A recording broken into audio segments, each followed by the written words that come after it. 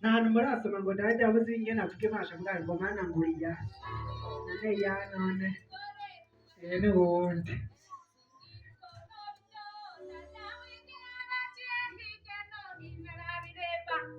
aravuga ati Imana yanjye ni ya hari ibitangaza Imana ikorera umwana w'umuntu singira ukuntu bitonda Dawidi yaragiye hirya no hino arabireba aravuga ati Imana yanjye ni ya hari ibitangaza Imana ikorera umwana w'umuntu singira ukuntu bitonda Dawidi yaragiye hirya no hino arabireba aravuga ati Imana yanjye ni ya hari ibitangaza Imana ikorera umwana w'umuntu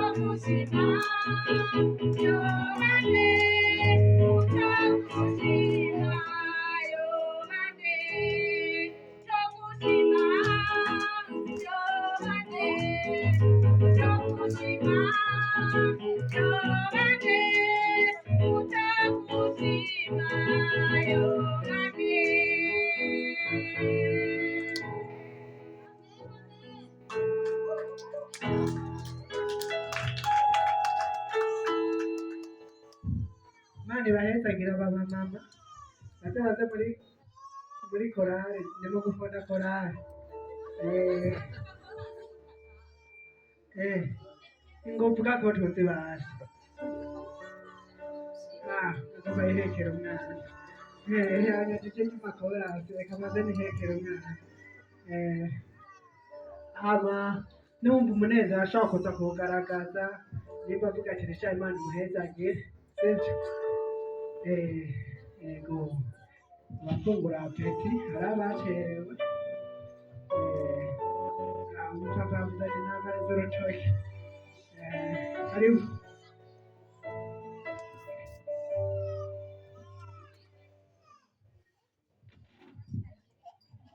Yesu ntashimwe Yesu ashimwe kandi reka ndabaramutse mu izina rya Yesu